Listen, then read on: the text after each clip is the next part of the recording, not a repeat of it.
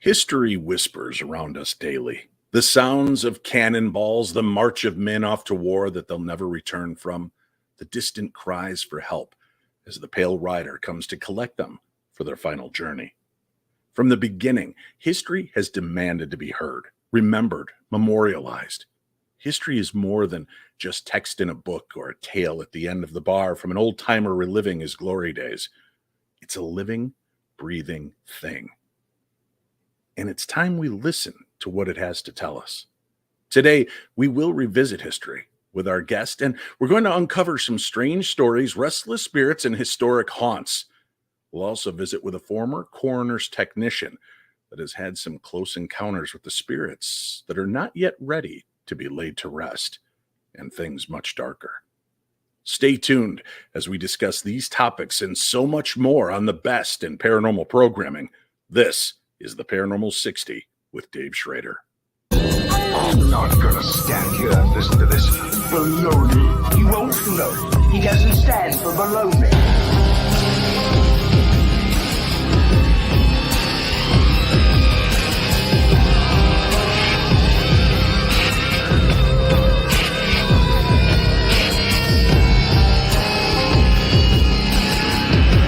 Sounds like a lot of supernatural baloney to me. Supernatural, perhaps. Baloney, perhaps not.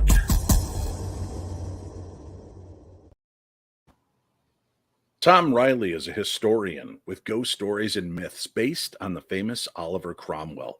He also lives in one of the most haunted castles in Ireland. He has a huge wealth of ghost stories and is a superbly engaging and entertaining guest and author. He is here with us talking about all things ghosts and his new book, The Protector, The Fall and Rise of Oliver Cromwell. This is his first book of fiction, even if it is mostly nonfiction. Ladies and gentlemen, please welcome to the show, Tom Reilly. Tom, thanks for being here with us. No problem, Dave Schrader. How are you?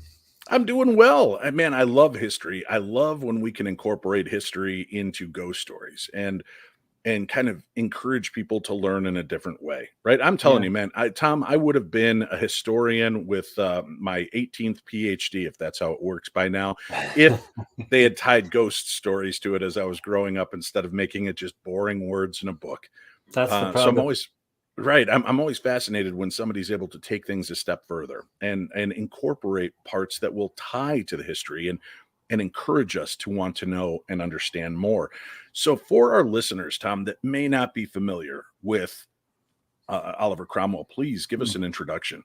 Sure, yeah, absolutely. Well, he's, I think you call it boogeyman, but he's Ireland's greatest bogeyman. That's what we would say here. So for, thousands of years, the way the British took over the world, and we're quite close to them. So we had quite a lot of trouble with the Brits at different stages. And they made several attempts to take Ireland back in the day. First one was in 1169, which is a long time ago.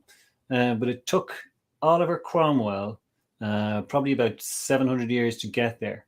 My maths are very bad, but it was around the 17th century when he came over. And he was the first English commander who was the successful commander who actually subjugated Ireland. And that was from then on, we've been under the English yoke. So he's a baddie in lots of different people's opinions. But there's lots of different sides to this. I'm very Irish. I'm from a place called Drogheda, and Drogheda is a place where my ancestors are reputedly reported to have been slaughtered en masse. Thousands of them. So that's the story. He's a big, big, big monster in this country. He sounds like he would be. Let me mention just as an aside here that wrong logo here. I'm going to be doing an Ireland trip, not once, but twice this year. I'll be coming out in June 17th through the 25th with listeners. We still have 4 spots that remain open if people are interested. You can get information at darknessevents.com. Scroll down to that. We also have one that's coming up, I believe, in October. So I have to check the schedule again here, Tom. I mean, there's got to be a way we can connect when we're out in Ireland with 20 to 30 of my closest paranormal listeners and friends so that we can get a chance to meet and see you and maybe even have you talk about the book.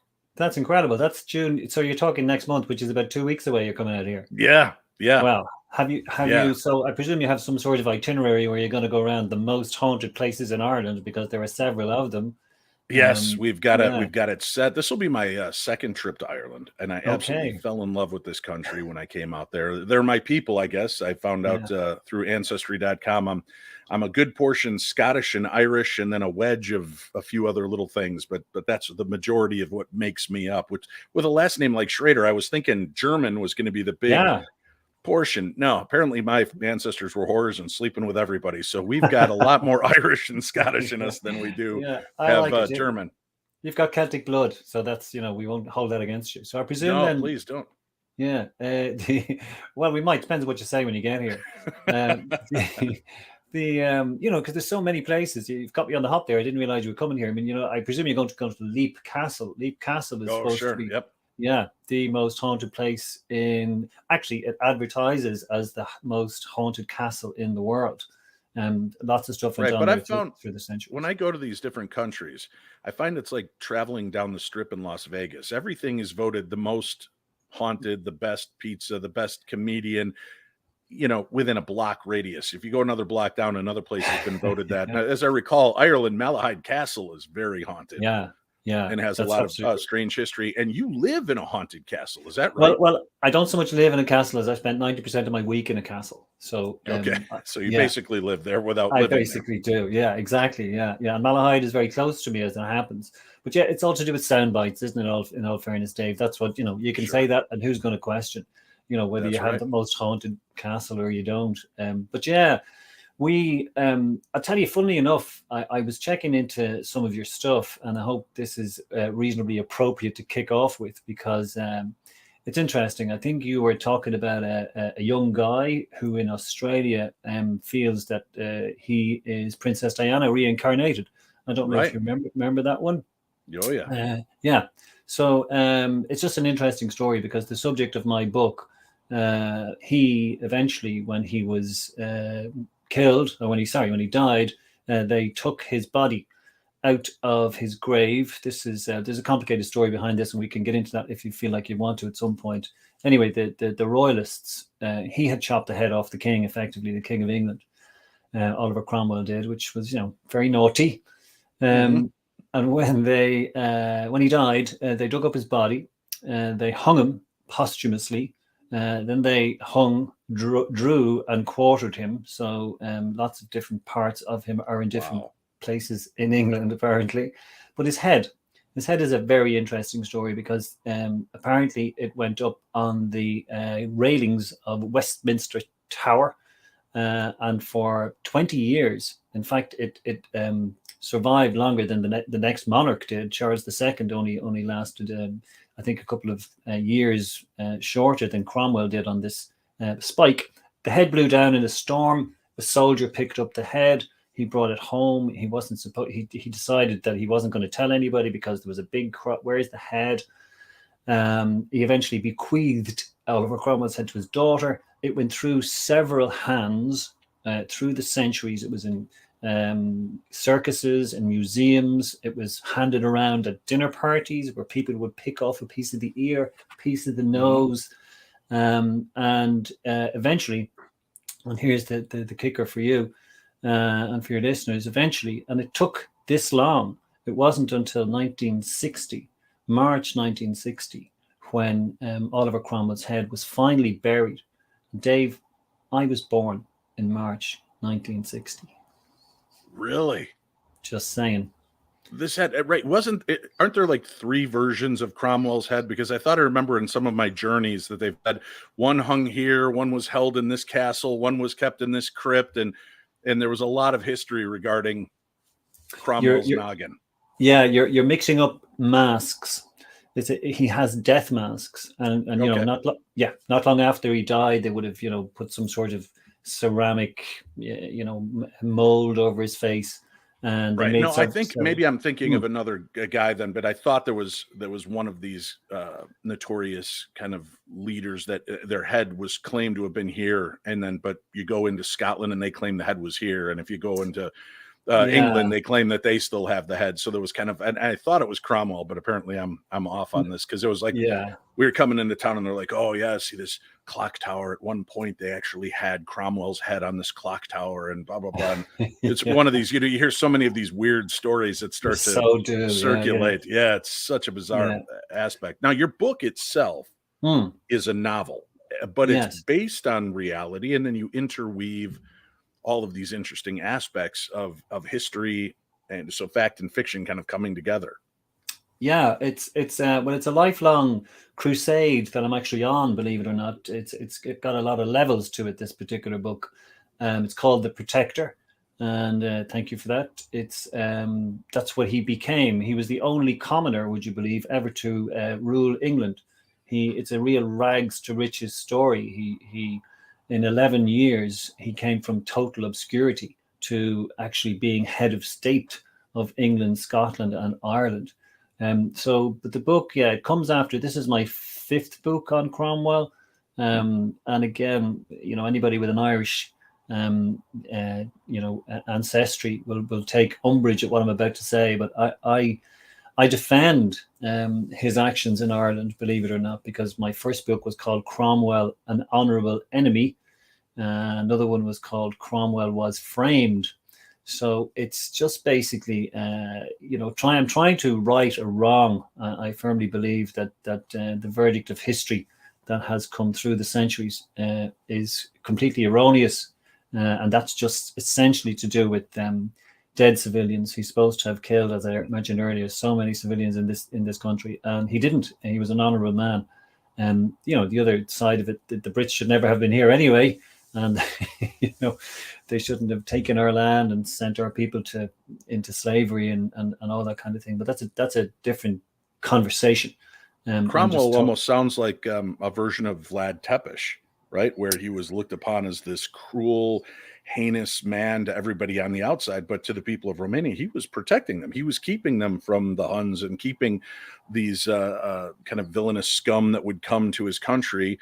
And, if they got out of line, they would be put on skewers. And it sounds again like good press even back then, right? He had a good PR agent. So they would talk about how he would dine in the forest of all these cadavers, as they were slowly dying and hanging on these spikes that he had put up. And I'm sure what the real story is he happened to walk through as he was eating an apple one day, and they're like, oh, let's make this grander, right? He's so bloodthirsty and evil. But the truth of it is, every villain is a hero of their own story, right? Well, that's so true, and history is very much like that, especially when the winners tend to write history, and as well as that, there's so many. Again, like I find that there's a layer of so many traditions and myths that you have to try and penetrate to get to the actual facts.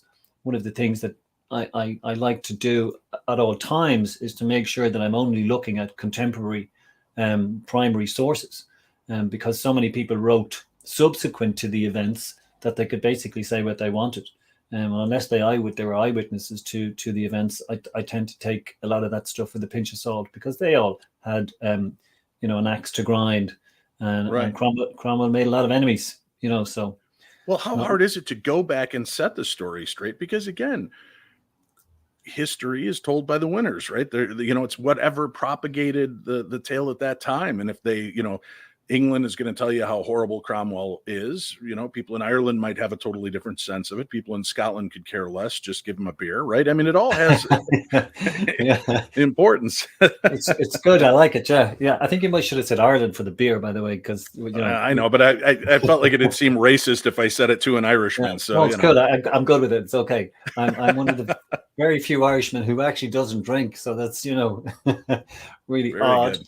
Yeah, but no, it's certainly true that there's so much even propaganda at the source. They kind of have to look through. I mean, okay, there are primary sources out there, but you have to try and understand who the writer is. What is he saying? What's his background? What does he? Right. What's his politics? What's his religion? All of those factors are massive. And one of the things that struck me was, despite the fact that it is the verdict of history that Cromwell, killed. I was only onto the Department of Education, which is our, national organization for education, who approve books for the school curriculum.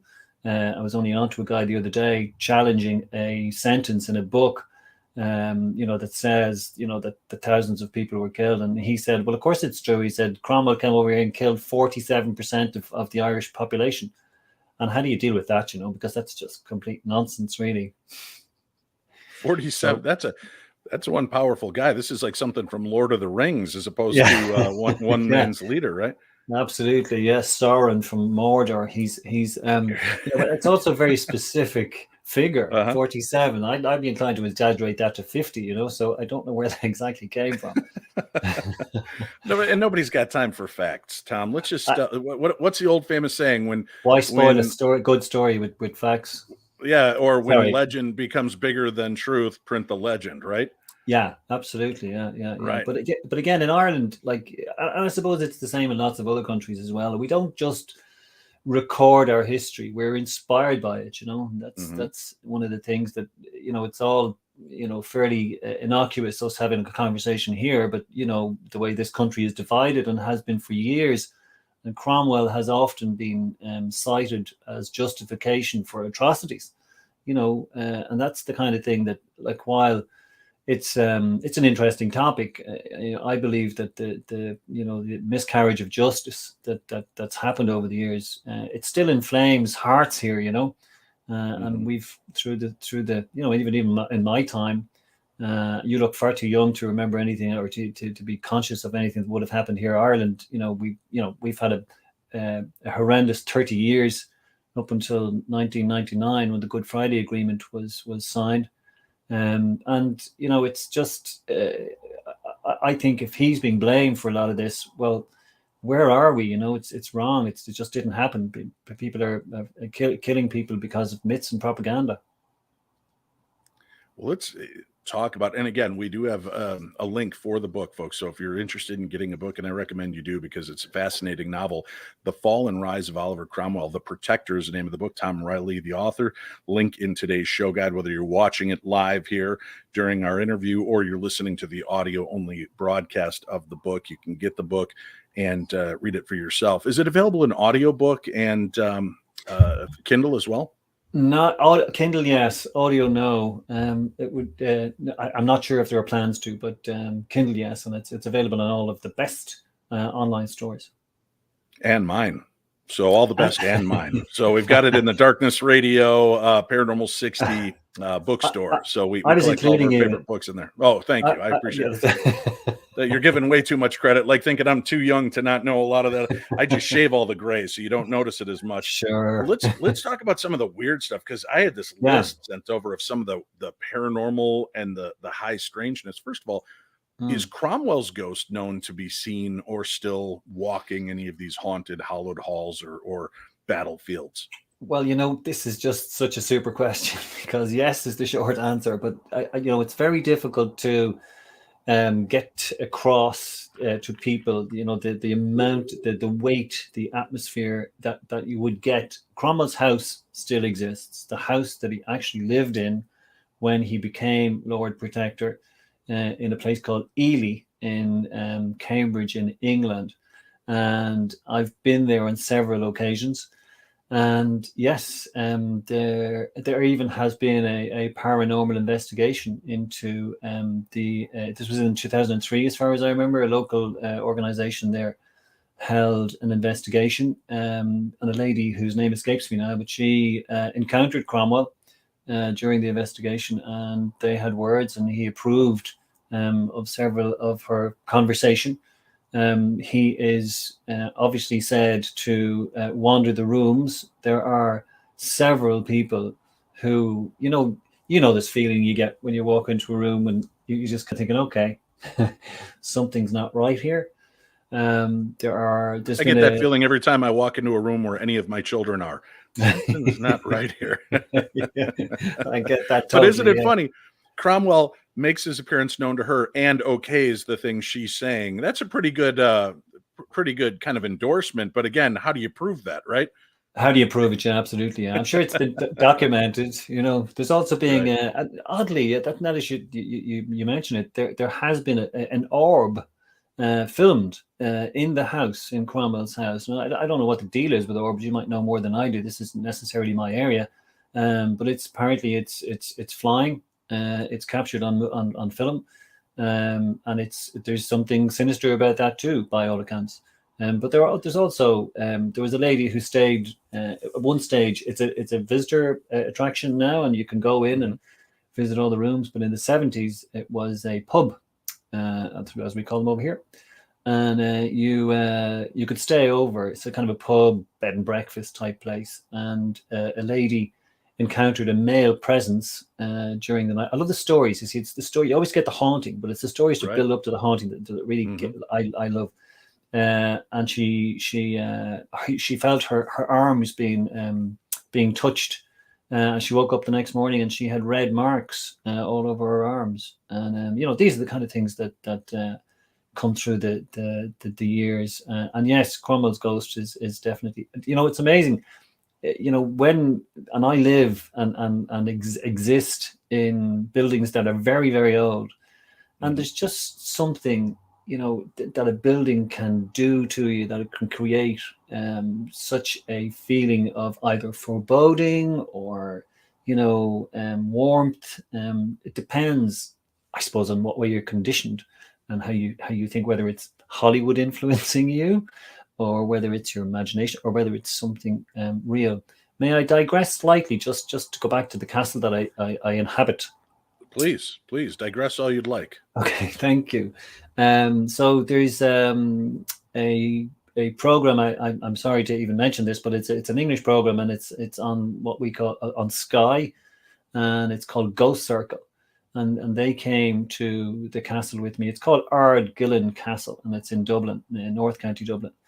And for an hour, the program is an hour long, they were obviously with me for a long time. They went around the castle. Now, I didn't see much because I'm there all the time. But afterwards, they sent me the program, and there's any amount of noises that they picked up. We have a terrific story, and it's Googleable, and it's just simply called The Lady's Stairs. We have a lady who came to Ardgillan in 1852. She was a very strong swimmer. It's on the sea. We actually overlook the Irish Sea. And she swam regularly. And we have the coroner's report. I know you mentioned coroners. I think there's somebody coming up later on to who has... Christopher Otto is going to talk to us, a coroner's technician, yeah. Yeah. So we have the coroner's report. He'd be very familiar with those from this particular incident where she just stood in the sea. It was November. Crazy, to go into the Irish Sea in November unless you're, some sort of frosty or something, because they do that here often now. But in those days, it was very primitive in terms of what she wore. So she's standing there, and the waves are, coming behind her. And her maid, she asks her maid, "Do you think that the waves are any stronger than the previous day?" And her maid says, "No, it's about the same, but you have to be careful." And at that very point, and it's in the coroner's report, her last words were, "There is no fear." And she was immediately swept out to sea. She was drowned within seconds.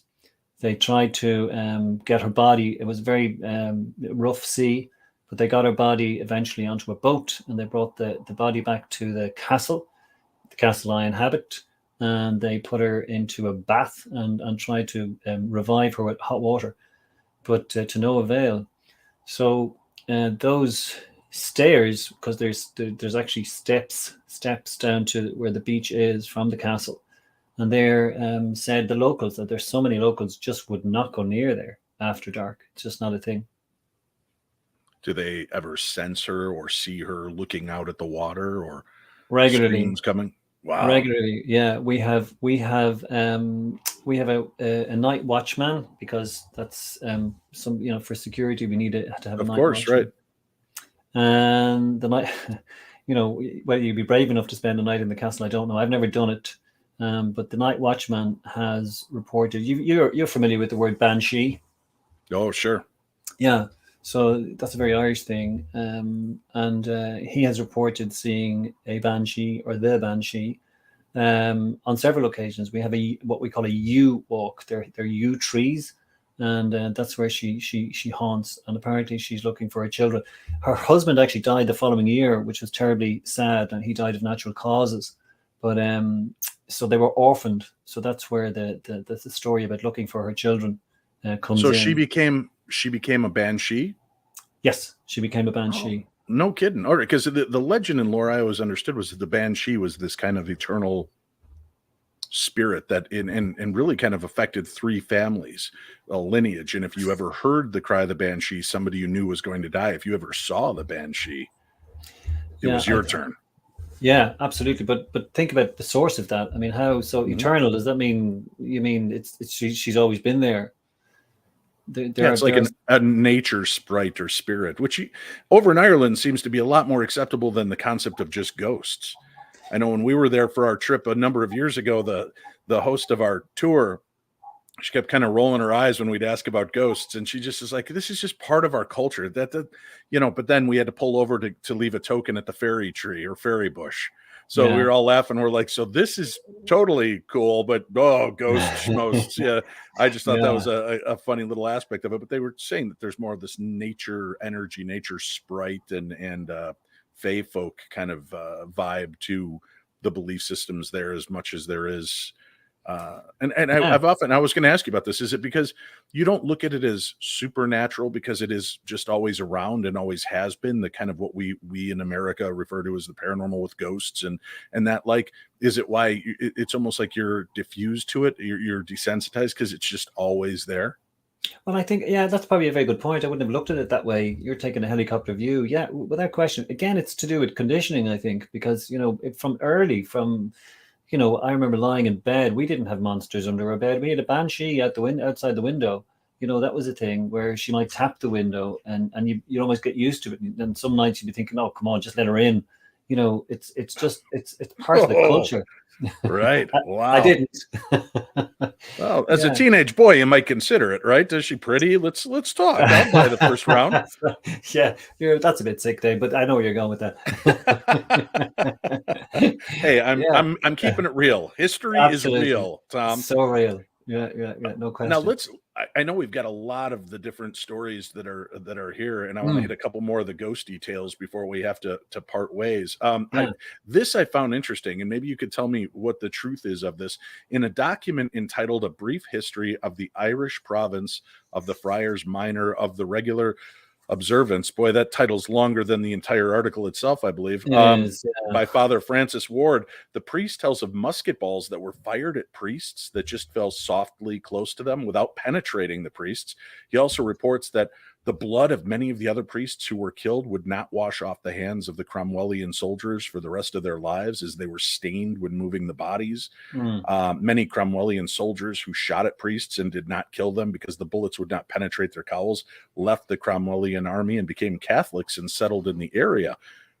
Is this, again, just amazing legend, or is there truth that is faceted to these stories? Yeah, well, I suppose the main feature of that is that it's documented. So it's documented as having come from the time. So, and that's quite key if you're ever when I research stuff and think, okay, well, people can say that in local folklore, and there's a huge difference between folklore and what's actually documented and where the source is. So, I'm kind of on the fence with this particular one. I know that the priests of that time were kind of a different animal to the priests that we would know today, and certainly in Ireland. It was a very capricious time where you could basically say anything you wanted if you had access to a printing press. But I'm a lot like today.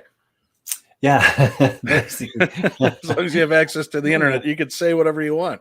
Absolutely, yeah, that's so true. Yeah.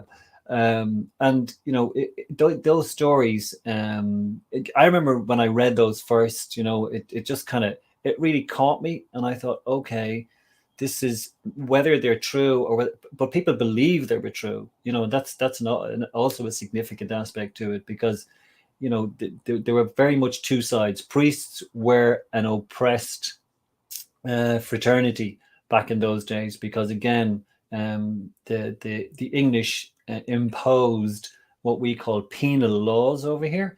It's not what it sounds like, by the way. No. Because I don't know what that would be. I don't know. I heard they were kind of dicks to you people, so it does seem to fit. So yeah, good wordplay. Yeah. So they, basically you couldn't be a Catholic, or you certainly couldn't profess your Catholic faith, and that was what that was all about. So priests were oppressed, and so you had these stories come out where the English came over, and so they couldn't shoot them, and the blood was on the hands for years afterwards. And there are stories about priests, because a lot of English soldiers were given land and given buildings and given houses, and some of them tried to sleep in a convent at one point, probably one that they were given by Cromwell, and they couldn't, because they just couldn't get to sleep because of all the specters that they were seeing. Again, so you get a lot of this. And there are also stories about people who, and again, in that particular narrative, where people would see stuff in their sleep, or at least dream stuff, but then they would die because of what they've seen. But again, it was such a capricious time. I mean, people used to think at that time that there were evil spirits in their shoes, so it was all consuming. Again, having teenagers in my house, I would agree that I think that is true sometimes as well.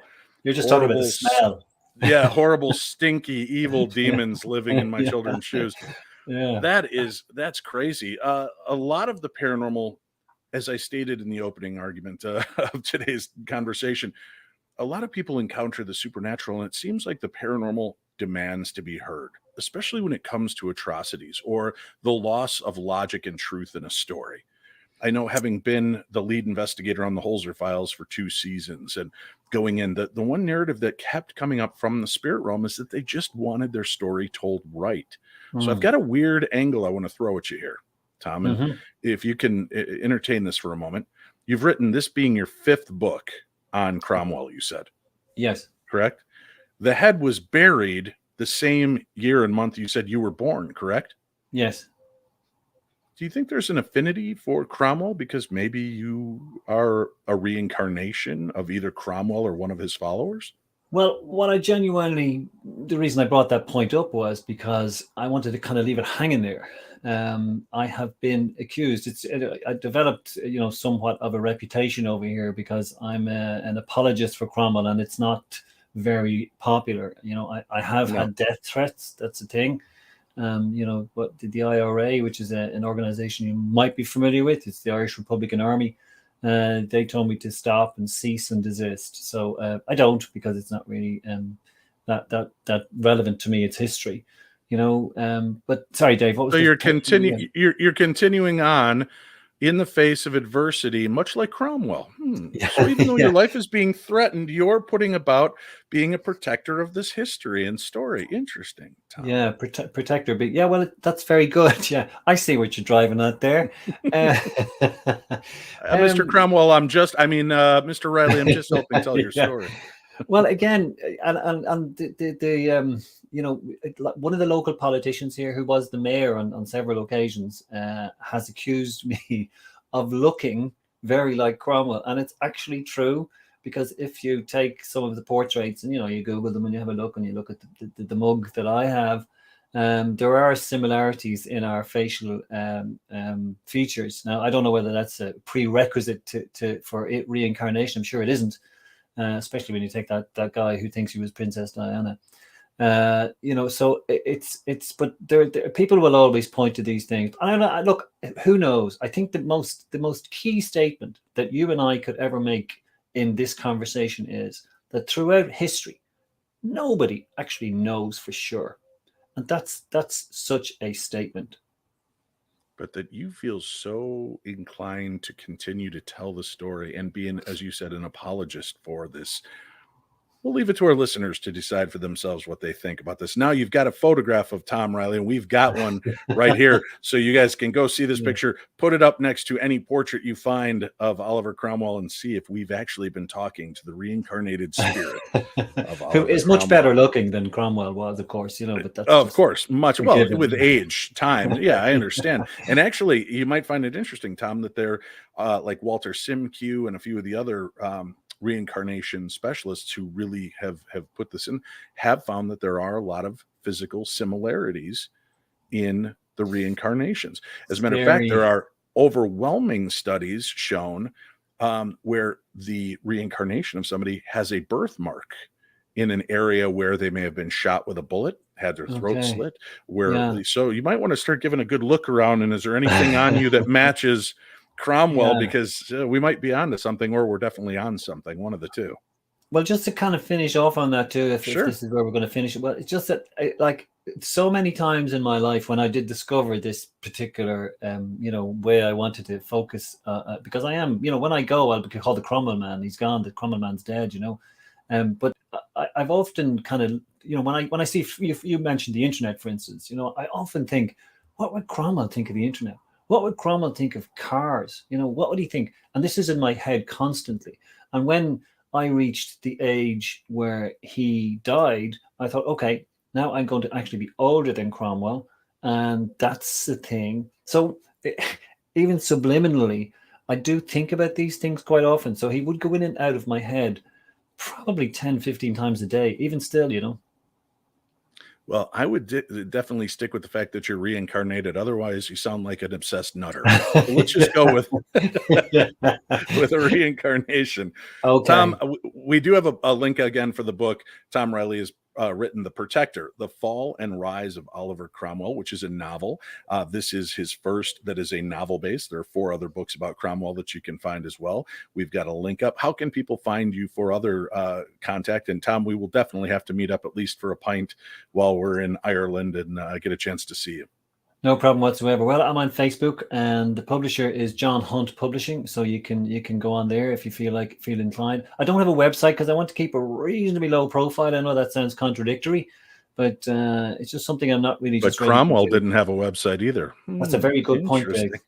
I'm just saying. I know. I heard he held off from social media and from having a website. So he still did. The similarities are mind-boggling.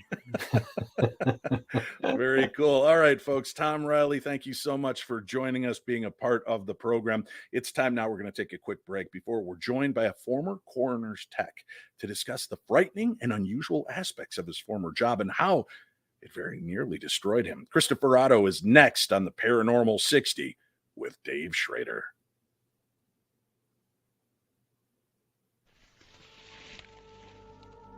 Haunted Magazine, issue 34, is out June 7th, featuring exclusive interviews by Chris Fleming and Gail Porter about their new show, Spooked Scotland. Richard Estep investigates the Sally House. Sam Baltrusis shares a personal story about Salem. Kate Ray explores the gnomes of Wollerton Hall. The origins of Dracula by Neil Story. And there's much, much more. Order in print from the Haunted Magazine website, or visit WH Smith in the UK, Barnes & Noble in the US, and outlets in Canada, Australia, and New Zealand. Also available in app stores. And remember, don't be normal, be paranormal.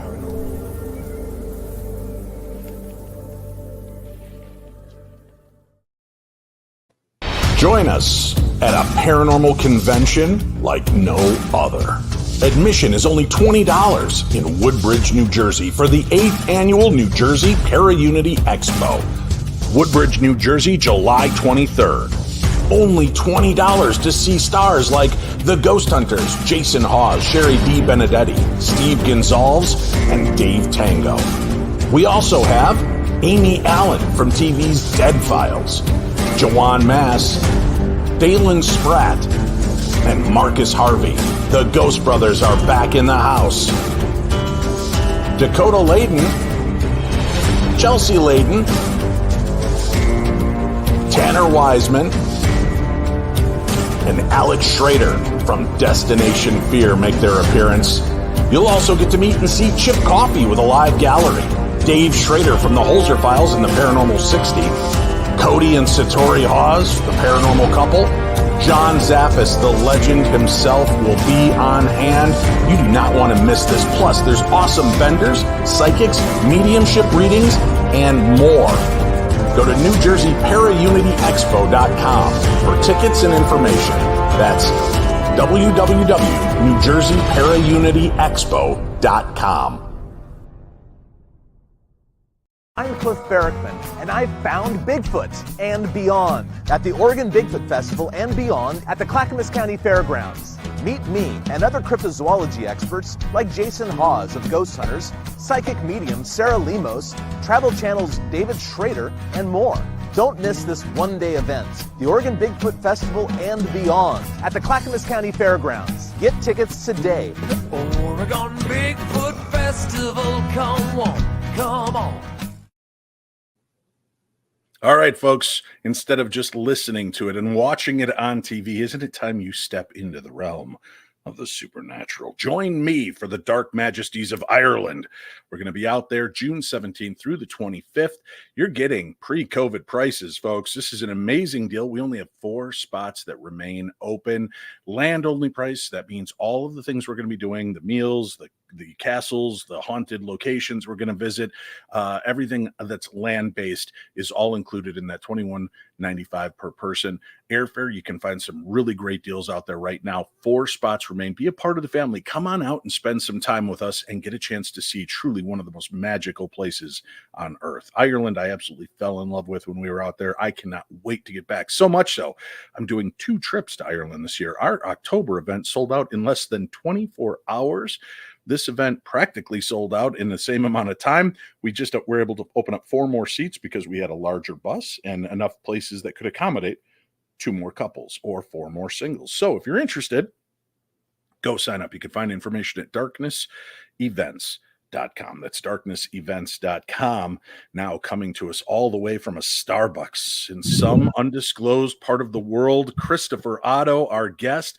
Christopher is a former coroner technician, and you've got some weird stories to share, Chris. You sent me that email and some of the highlights. Holy cow. First of all, welcome to the show. Thanks for being here with us. Yeah, it's a pleasure to be here, Dave. I'm a big fan of your show and a big fan of your work. And, listening to you over the course of the years, it helped me come out with my story, because for a while I was real discreet about it, because I just didn't want to sound crazy, you know what I mean? But, yeah, we got a lot of stuff to cover. That'd be cool. Excellent. I just need you to move your mic a little closer to your mouth so we're getting less Starbucks and more Christopher Otto. All right, so Chris, perfect. Talk to me. What is a coroner technician? Well, varies. It depends. A lot of it's forensics techs. We assist in autopsies. I more like started out at the bottom because I was going to school to be a forensic technician. Mm-hmm. So I was on the removal team for the medical examiner, and our job was to obviously bring back whatever, needed to be autopsied, from murders to accidents to natural causes. That's what the medical examiner is there for, is to determine As somebody who's there on site and has to recover these bodies and the death, were you ever there and felt like the soul was with you, like there was something there, or did you ever see or hear anything to denote that? For a while I grew up kind of like with religion. I didn't believe in anything like that, As I got into the aspects of the job, it started becoming more clear that there was another realm. But in the funeral business, we really try to keep it discreet in that sense. But yeah, I mean, there were times that you would show up to an accident or a murder scene, for example, and it would be a lot of dread in the air. And sometimes dread could be so overwhelming that you can't be in the room. I mean, it can get you sick, to say the least. You know what I mean? So. But you never had an experience when you were there of sensing as though the victim. Yeah, I mean, I had a couple, couple dread feelings, kind of like you knew like there was something wrong with that particular room where the body was. I mean, and then that's the closest thing I could tell you is that it was probably just a really dread feeling, where you would have to walk out and get some fresh air. It's a very hard job, to say the least. A lot of people, I mean, it's psychologically tough to be in a medical examiner setting or anything to do with funeral overall. It's just overwhelming. So, well, talk to me. I mean, did the high strangeness start right away when you took over the job, or did it take a while? It did. It took a while. It took a couple months as I was getting into the job. where I started seeing some stuff. Like I said, we always tried to find an explanation and a cause and effect. Like you would go to some funeral homes, you would hear some noises, but we'd always think it would be air ducts, or we'd think there was always some kind of explanation with the noises. So we kind of never really paid any attention to it, you know? Because, and again, with paranormal, and especially in the funeral business, it tends to be discreet, you know? And at that time, like around 2002, 2004, people just were discreet about it because we didn't have that channel like we do now, where we have groups that we could talk to if we did have a haunting or we did have something that was, you know, near the extra realm. So, yeah, I mean, well, what was some of the more profound ones? That it wasn't just a sense of, oh man, I'm in a place of death, but I mean, where you started to realize there's something more to this than well, just I had a full body apparition encounter. This was really bizarre. I was working with a partner of mine.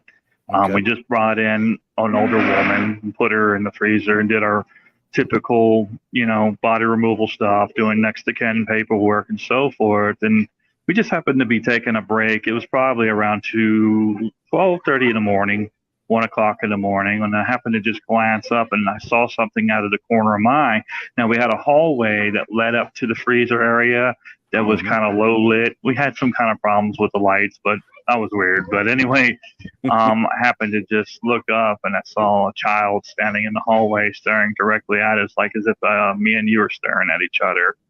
I couldn't move because the first thing that came to mind was, oh man, we made a mistake, or the hospital might have made a mistake and declared this guy dead, or this kid dead. And when my partner started saying it, then it became evidently clear that we weren't just dealing with a live body at that point with it, because so when you he turned both saw this. Yes, sir.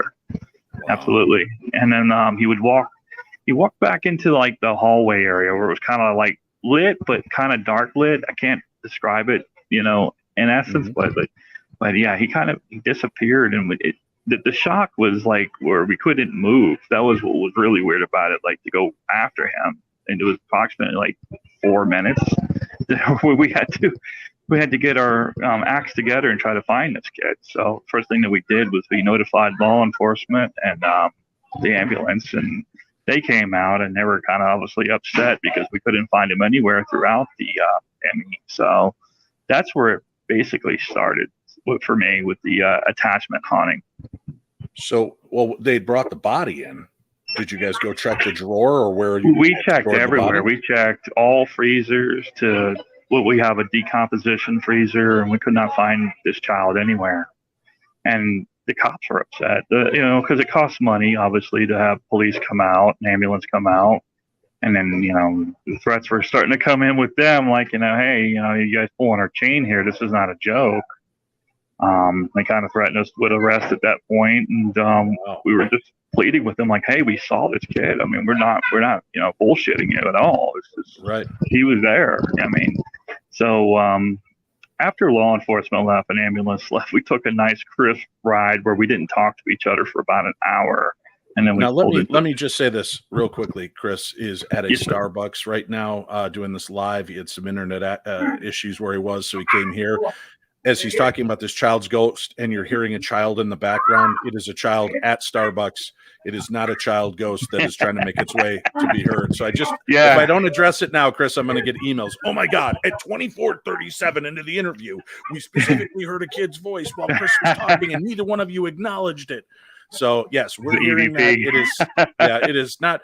It is a haunted Starbucks by, you know, South Florida coffee drinkers. That's about it. Yeah, so all right, so you guys have this experience. You see this. That has got to throw your world into a whole new spin. It did. I mean, like I said, we were in such a shock that we didn't speak to each other for an hour. And what was really odd about that, we didn't have any calls for about an hour. And then when we pulled into the 7-Eleven, we just kind of stared at each other like, what are we dealing with? And we just kind of promised each other not to really discuss it amongst our staff or our bosses and try to blow it off like, hey, man, maybe it's just us working too much, you know, because sometimes those jobs, like especially with a removal team, you can work, you know, 50 to 70 hours a week. It's a really demanding job, obviously, because we are short of staff, because people just don't want to do removal, and it's hard. Medical examiner is a tough job. say the least. But yeah, I mean, we sat in the van for about an hour, and we were just looking at each other like, wow, man, did we just have a full body apparition of a child? Because again, both of us were atheists. We were totally not into religion, and we didn't, because that's what science does to you. It just kind of constructs your brain that, hey, you live and you die, and there's no in between. So. All right. So now you've gotten past that. What other type of activity took place? And I want to get into that dark kind of attachment deal that you had to deal with. Yeah. It was weird because like for a couple of weeks, I didn't really have any other encounters outside of that. And believe you me, I was scared to go back to work the next day after seeing that child, So I don't know, psychological thing, but I didn't have anything bother me for a couple of weeks. It was just probably maybe like a month later, that's when it started to really get, where we wanted to get our attention more at my house. So, yeah. Right. What was beginning to happen? Well, I was with my wife at the time, and we were laying in bed. And usually I would shut my bedroom door just in case an intruder would come into my home. I'd be able to get to my weapon, whatever, to defend my house. We'd have like strange breathing noises outside our door, kind of like it sounded like someone was on a ventilator, like Darth Vader's voice. Okay. And I would go over there and open the door, and there'd be nothing there. What was really weird one time is wait a minute. Chris, when you said we would go open the door, do you mean you sent your wife to go open the door? No. She obviously was pretty scared and would hide under the covers. But anyway, yeah. Go out in the hallway and there'd be nothing there. And again, there's a science side to me to this where there must be an explanation of why we're hearing noises in the hallway. It could be the air ducts, because it was a fairly new home at the time. It was 3-story condos. So you would, go up the front steps, and then it would lead to a kitchen, a living room, and then go up another flight of stairs that would lead to the master bedroom and an extra bedroom for guests and so forth. And then we had in the middle a bathroom. So we were always trying to find an explanation why we were hearing these weird ventilator-like noises, that it could be the air ducts in our house. So, yeah, it's funny the logic we try to force. Yeah, right? Yeah. Because again, and then in your life you've never heard your vents go. Yeah, I didn't. Yeah, no, nothing like that, not at all. And then when the air conditioning guy came out, he's like, "Dude, your ducts are fine. Everything's fine. We don't know what's going on with your air conditioner, because it's definitely not your air conditioner." So then I started going, well, and again, we're trying to figure things out, but yeah, and it got worse. It really did. So. All right. Like what would you say worse? How do we? Well, one day, I took my wife to work, and she never had a driver's license because she was from Brooklyn, New York. And they don't have license up there because they have the mass transportation and stuff, which makes sense, So I came back to the house, and I went upstairs and worked on my computer on the paperwork that I did before, finishing up for tonight's, the following night's activity. I got really hungry and decided to go downstairs to make a sandwich. As I was coming down the flight of stairs, I saw a figure standing in my kitchen, what looked like my wife. And then that was when the terror came over me, like, wait a minute, I just took her to work. So I went back upstairs, kind of paced back and forth in my room. And now at that point, I'm panicking. I kind of put water on my face in the bathroom. And then I made the phone call to her job, and which her boss answered the phone. I said, Denise there? And I said, yeah, hold on. And that's when I dropped the phone on the ground, because I'm like, and I could hear her through the phone at the time. Just, Chris, are you there? And so I picked the phone up, and I told her, I said, I just saw you standing in the kitchen with your back turned. And she's like, oh my God, get out of there. Now, she was hiding some things from me, that she had a whole figure, harassing her the whole time while I was at work, and she kept it discreet from me. So, yeah, so we kind of got in a bickering match about that. Like, why would you not tell me that there's something in our house or whatever? And things just started not making sense, If you could bring your mic in a little bit again, every time you bump the cord, it's like, just hold it as close as you possibly can. Perfect. Yeah. So So you guys had both had these experiences. Do you believe this is something from work that followed you, or do you think because you were steeped in death, this thing just found you? And why do you believe it was from work? Do you believe it was one of the patients that you? I mean, it could have been. I mean, because again, we go to murder scenes, so who knows what goes on in there with the demonic realm or whatever? Because there's always a cause and effect with that. We don't have hard explanations why people murder each other, other than maybe there are some dark forces that cause that. So yeah, definitely. At that point, I was starting to realize that hey, we're not dealing with something that's where we can control it or human. Yeah. So when your wife was dealing with some of these things, did she get specific? What was this thing doing to her? Well, one night she was taking a shower and she said that it stuck its head through the shower curtain, kind of like in, and she said it was like an image of a boy. So there we started to do the trail from the medical examiner to the house where a boy was, a teenage child was sticking its head into the shower curtain when she was showering. She actually called law enforcement that day. There was no forced entry, nothing. They could find nothing. So, and again, it's just like, what are we dealing with here? Well, I know we're coming to the end of our time here. What was the apex of this? When did it get to its worst, and what happened? It would make noises. It would just, it would scream, demonic scream, kind of. And you could hear it out loud. Yeah, we'd be laying in our bed, and downstairs particularly is where it would like to hang out.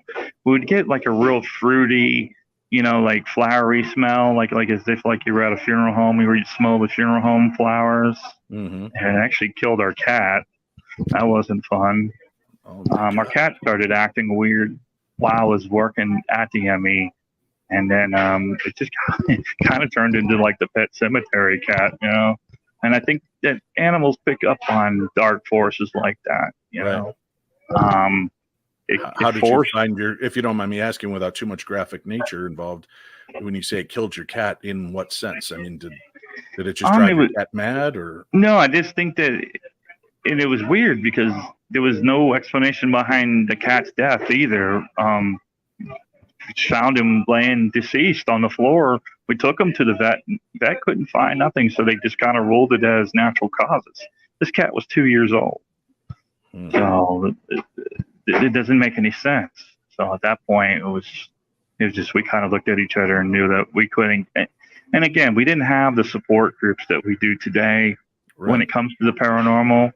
So if you went to a church, they kind of looked at you like you were crazy, And at that point, I just kind of sat down with my boss. I'm like, look, I've been going through whatever the hell I'm going through in my house. I mean, have you guys encountered this? And he kind of looked at me and he said, this is a funeral business. I mean, all of us had an encounter once or twice. You got to get used to it. And I just said, I can't get used to this. I'm not going to deal with this. So, that demonic force ended up winning, which later on we did some research on it. It kind of fell into the gratitude of like, doppelganger, something like that, where it takes, it takes on different forms. Yes. Did once you left and quit being the coroner technician, did it cease and desist, or did it still stay with you for a while? It kind of stayed with me for a while, more like in the dream state, like I would constantly dream about cemeteries or things I saw, which I ended up getting help for, over the course of time when I decided to become a Christian is when everything kind of stopped. So yeah, definitely, amazing stuff. Yeah. Well, Christopher, thank you for coming on tonight and sharing your stories with us. We appreciate it. Yeah, it was a pleasure being on your show, Jay. Thank you so much for having me. Dave. Oh my God. Good night, sir. Unbelievable. I don't even know if this guy knows what show he's on. Yes, me, Jay Hawes, your favorite host of the Paranormal 60. Hey, folks, if you want to be a part of this Friday's show, like last Friday's show, and tell some of your own strange and supernatural stories, we want you to pick your favorite, your one creepiest, weirdest, most unusual story, whether it's a ghost, demon, angel, psychic phenomena. Maybe you had a Bigfoot or a creature encounter. If you'd like to share it with me, email me, Dave@paranormal60.com. Dave@paranormal60.com. I will send you a link. And then we'll do that on Friday morning so that you have the link. And then you can join us live that night, 9 p.m. to 10 p.m. Central. That is 7 to 8 Pacific. That is 8 to 9 Mountain Time, 9 to 10 Central, 10 to 11 Eastern. So if you want to be a part of the show, that's the best way to do it. And all you have to do is email me, Dave, at paranormal60.com. I'll send you the link and you can come on live this Friday's show, and we'll interweave your stories between the supernatural news. And all of our crew will be back. Greg Lawson, Eric Folsom, and Martin Vaez, and me, Jay. I'll be there as well. So make sure you tune in and check it out. That is coming up this Friday, and we'd love for you to be a part of the show. Whether it was the infamous or the unknown, spirits still want to be heard. They want history to mean more than legend put to print. They want to be remembered for the good and the bad. Take the time to listen next time something goes bump in the night. Study yourself and seek the truth, because the truth may set them free. I'd like to thank my guests tonight, Tom Reilly. You can find a link for his book on today's program guide. And thank you to Christopher Otto, even though he doesn't know who he was talking to the last 30 minutes, for taking time to go behind the scenes of a most remarkable job and sharing the truth of what he encountered. And thank you all for visiting the Paranormal 60 and allowing me along on your journey. May the darkness be a little more light with the information that we share here. Make sure to like this video and the podcast. Subscribe and tell everybody you know about it. And please, for our podcast listeners, whatever tool you use, please rate and review. Not just give us a 5-star rating, which is great. Write a little review so people know what you like about the show. And we'd love for you to do that. It helps us and helps us build the program as well. We will see you again here next week on the Paranormal 60 with Dave Schrader, and every Friday with the Paranormal 60 Minutes News Crew. Thank you so much for tuning in and being part of our show. We'll see you again this Friday.